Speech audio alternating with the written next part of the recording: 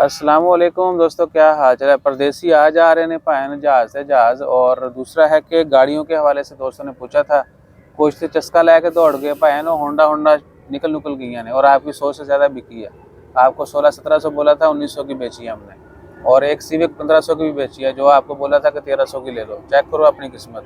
और अभी छोटी गाड़ियों में भाएं छोटे से शुरू करो। छोटी गड्डी खड़ी अपने को। छोटी भाईजान एक दो निशान टिड्डा मॉडल सारा कुछ दस ना। मॉडल छोटा निशान टिड्डा जो है वो 2009 मॉडल है। ठीक है। एक निशान विरसा है वो 8 मॉडल है। विरसा 8 ओके। उसके बाद एक मजदा CX-9 है वो 14 मॉडल है। और टिड्डा विरसा का रेट भी दस दियो। टिड्डा 2009 मॉडल 1200 फुल ऑटोमेटिक है। ओके। और जो विरसा है 200 1200 रियाल 1200 रियाल है। तो गिव अवे वाली और नहीं, थ्रो अवे वाली वो ऑफर है। अच्छा। और जो 8 मॉडल है 10 मॉडल है विरसा नहीं 8 वाली तो निकल गई है बड़ी देर दी। 10 मॉडल होना ही है प्लस। सानू ये नहीं पता कि मॉडल वो भाई कह रहे ने 8 है, वो कहंदा 10 से। मेरे हिसाब च 8 वाली खत्म हो गई है। अगले बंदे ने भी कितने बेच दी होनी भैन जी। एक 10 मॉडल है विरसा, वो भी सेम प्राइस है 1200। अगर आपको गाड़ी चाहिए हो कोई भी, आपने नाम बताना है और रेंज बतानी है।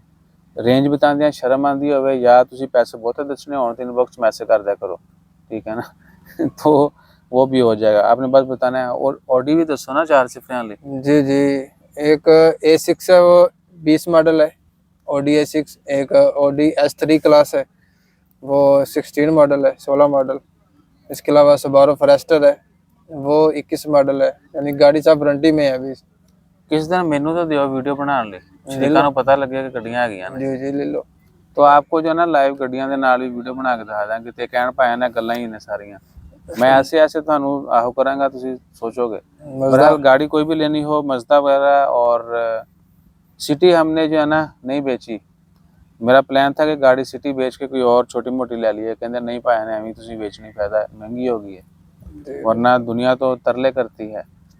और कड़ी छोटी गड्डी कोई हैगी कोई तैयार होने वाली नहीं है नहीं बस। और गड्डी थानू 10x10 मिलेगी जी। ठीक है ना। बाकी फिर जो घर की खेती है, गराज इतना बड़ा है तो कंप्लेन वाली तो चांसेस ही नहीं है। ठीक है। फिर मेरी वीडियो तुम वेखी जाते हो, मैनू इस तो बड़ा डर की होना है। मैं कितने आलू रख के मरना है।